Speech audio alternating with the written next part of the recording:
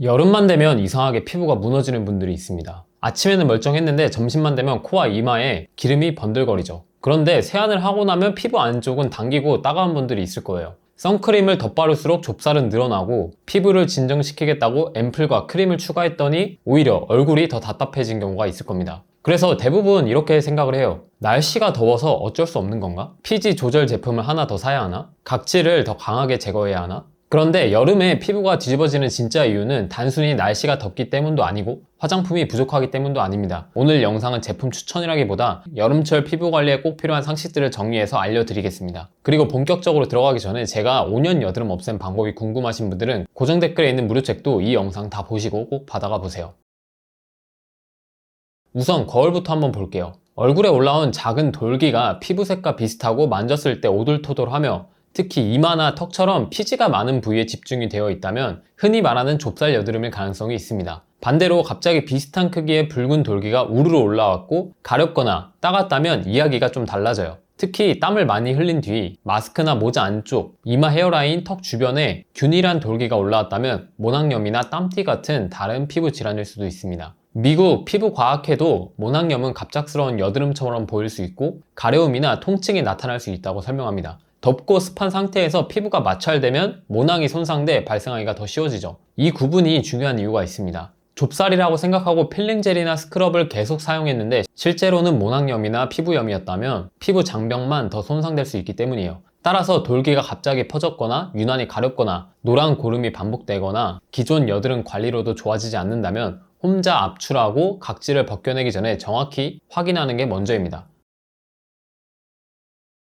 많은 사람들이 땀이 피부에 닿는 순간 여드름이 생긴다고 생각을 하는 경우가 있어요. 하지만 문제는 땀 하나만이 아닙니다. 땀과 피지, 선크림, 먼지가 피부 위에 섞인 상태에서 마스크나 모자, 수건, 손으로 피부를 계속 문지를 때 자극이 더 커져요. 운동 장비나 옷이 피부 위에 열과 땀을 가둔 채 반복적으로 마찰하면 기계적 여드름이 날 수 있습니다. 처음에는 만졌을 때만 느껴지는 작은 돌기로 시작하지만 마찰이 계속되면 염증성 여드름으로 진행할 수 있어요. 따라서 땀을 흘린 뒤 가장 먼저 해야 할 행동은 화장품을 덧바르는 것이 아닙니다. 가능한 상황이라면 미지근하거나 약간 시원한 물로 피부에 남은 땀과 잔여물을 가볍게 씻어내세요. 운동을 마친 뒤에는 땀에 젖은 옷이나 마스크를 가능한 한 빨리 교체하고 얼굴을 씻을 수 있다면 순한 클렌저를 사용해 부드럽게 세안하는 게 중요합니다. 미국 피부과학회에서도 평소에는 하루 2번 정도 세안하되 땀을 많이 흘린 활동을 마친 후에는 얼굴을 씻도록 권장하고 있어요.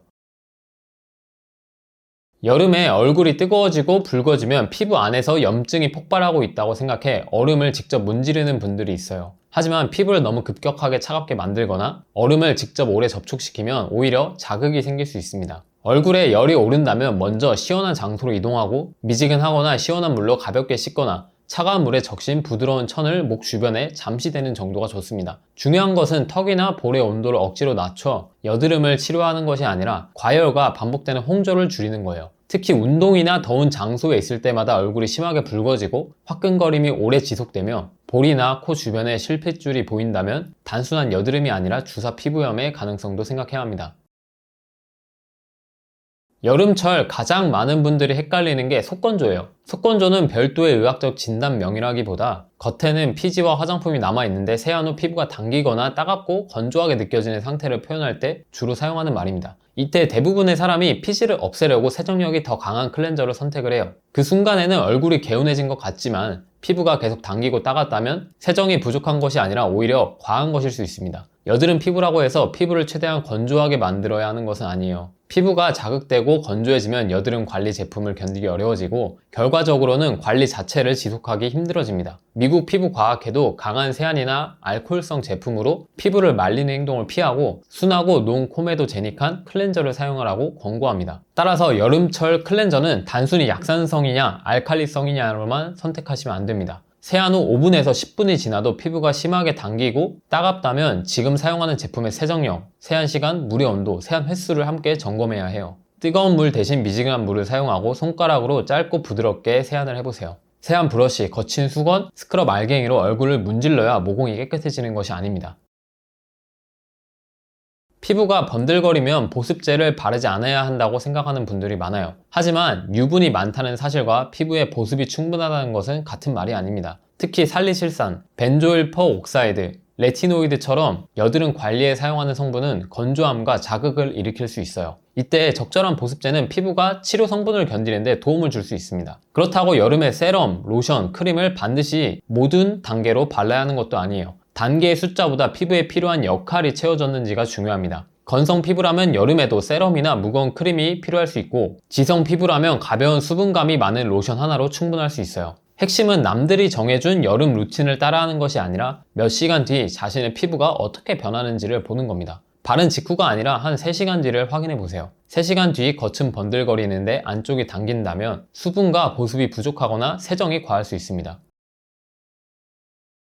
여름철 피지 때문에 나이아신아마이드 제품을 찾는 분들도 많습니다. 나이아신아마이드는 일부 연구에서 피지 분비와 피부 장벽, 색소 침착 개선 가능성을 보였습니다. 그러나 그렇다고 해서 나이아신아마이드가 모든 사람한테 효과적인 건 아니에요. 따라서 나이아신아마이드는 여름 피부 관리의 필수품이 아니라 선택 가능한 성분입니다. 처음부터 10% 이상의 고함량을 선택해서 많이 바를 이유도 없어요. 고함량 제품이 더 따갑거나 붉게 느껴진다면 농도를 낮추거나 사용을 중단해야 합니다. 특히 얼굴이 자주 붉어지고 화끈거리는 사람은 새로운 기능성 제품을 한 번에 추가하지 않는 것이 좋아요. 수분 세럼 역시 필수는 아닙니다. 보습제 하나로 당김이 해결된다면 굳이 단계를 추가할 필요가 없어요. 반대로 가벼운 보습제만으로 당김이 계속된다면 수분 세럼을 소량 추가한 뒤 그 위에 로션이나 크림으로 마무리하는 게 좋아요. 스킨케어는 제품을 많이 쌓는 대회가 아닙니다. 최소한의 제품으로 하루 동안 피부가 편안한 상태를 유지하는 게 목표예요.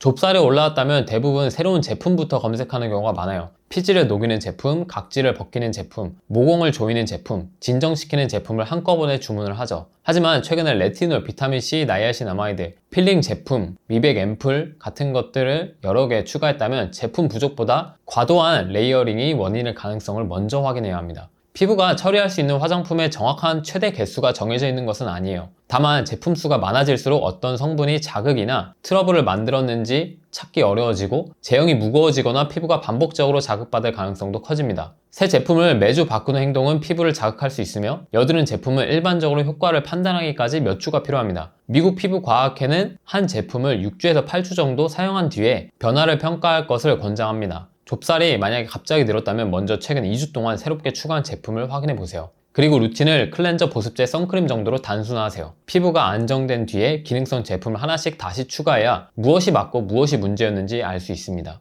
좁쌀이 생겼으니까 더 발라야 한다가 아니라 무엇을 추가한 뒤 생겼는지부터 확인하는 거예요. 그리고 좁쌀이 만져지면 손으로 밀어내고 싶어지는 경우가 있는데요. 필링 젤로 문지르고 스크럽을 사용하고 그럼 피부가 매끈해진 것처럼 느껴집니다. 하지만 피부 표면을 강하게 문지르면 일시적으로 부드러워 보일 뿐 자극과 염증이 더 심해질 수 있어요. 또한 여기서 많이 논쟁하는 문제가 하나 있는데요. 클렌징 밀크만 사용하면 잔여물이 남아 무조건 좁쌀이 생긴다는 것. 이 말은 모든 사람에게 적용되는 법칙은 아닙니다. 클렌징 밀크라고 해서 반드시 모공을 막는 것도 아니고 이중세안을 한다고 무조건 더 깨끗하고 건강한 피부가 되는 것도 아니에요. 중요한 것은 제품의 이름이 아니라 그날 피부 위에 무엇을 발랐고 세안 후 실제로 얼마나 잘 제거됐는가입니다. 워터프루프 선크림이나 진한 메이크업을 사용했다면 전용 리무버나 클렌징 제품으로 먼저 제거한 뒤 순한 클렌저로 마무리하는 것이 도움이 될 수 있습니다. 반대로 가벼운 선크림만 바르고 클렌징 밀크 하나로 충분히 제거되며 헹군 뒤 잔여감이나 트러블이 없다면 모든 사람이 반드시 이중세안 해야 하는 것은 아니에요. 다만 어떤 제품을 사용하든 선크림이나 메이크업을 지우지 않은 채 잠드는 것은 피해야 합니다. 세안 후 피부가 뽀득거리고 따가울 정도라면 세정이 과한 것이고 세안 후에도 화장솜에 메이크업이 계속 묻어나오거나 답답한 잔여감이 남는다면 제거가 부족한 거입니다. 제품 종류만으로 정답을 정하지 말고 세안 결과를 꼭 확인해 보세요.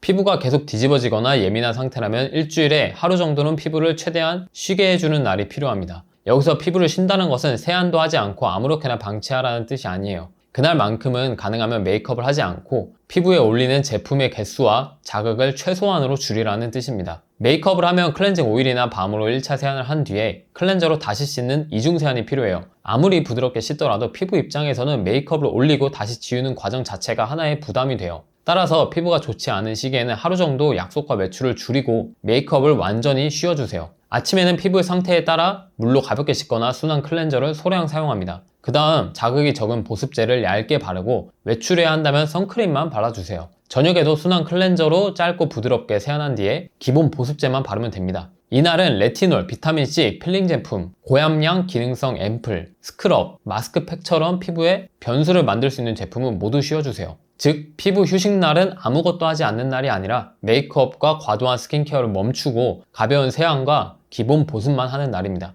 피부가 안 좋을수록 더 많은 제품으로 급하게 해결하려고 하지 마세요. 일주일에 하루만이라도 메이크업을 하지 않고 피부가 편안하게 회복할 수 있는 시간을 만들어주는 것이 무엇보다 중요합니다.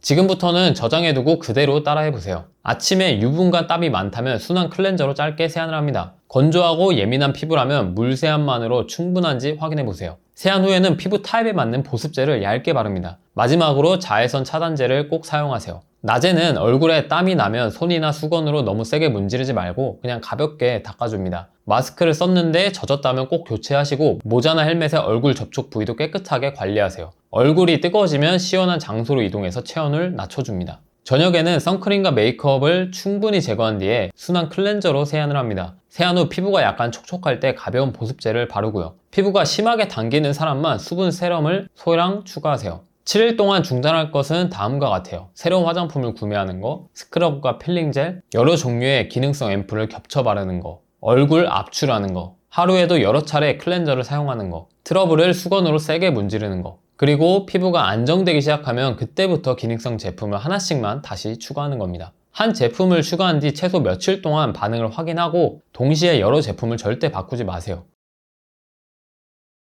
첫 번째, 좁쌀이라고 생각했던 돌개가 유난히 가렵고 비슷한 모양으로 갑자기 퍼질 때. 두 번째, 노란 고름이나 진물이 생기고 통증이 심해질 때. 세 번째, 깊고 아픈 결절이나 낭종이 반복되거나 흉터가 생기기 시작할 때. 네 번째, 얼굴에 붉은기와 화끈거림이 몇 시간 이상 지속되거나 실핏줄이 보일 때. 다섯 번째, 기본적인 관리와 적절한 여드름 제품을 6주에서 8주 정도 사용했는데도 계속 악화될 때. 이런 상태는 단순한 화장품 선택의 문제가 아닐 수 있습니다. 모낭염, 피부염, 주사피부염, 염증성 여드름은 겉으로는 비슷해 보여도 필요한 치료가 달라요. 오늘 내용을 한 문장으로 정리해 보겠습니다. 여름철 피부는 관리를 적게 해서 망가지는 경우도 있지만 너무 많이 씻고 너무 많이 바르고 너무 많이 만져서 망가지는 경우도 많아요. 땀은 문지르지 말고 부드럽게 제거하세요. 열과 땀과 마찰이 한 곳에 오래 갇히게 하지 마세요. 피지가 올라온다고 피부를 바싹 말리지 마세요. 속당김이 있다면 순한 세안과 가벼운 보습부터 점검하세요. 좁쌀이 올라왔다면 화장품을 하나 더 추가하기 전에 최근에 추가한 제품부터 확인해보세요. 스크럽으로 피부를 벗겨내기보다 자극을 줄이고 필요한 성분 하나를 천천히 사용하세요. 그리고 피부를 쉬게 하고 싶다면 세안과 자외선 차단까지 모두 포기하는 것이 아니라 불필요한 기능성 제품과 자극을 잠시 동안만 멈추세요.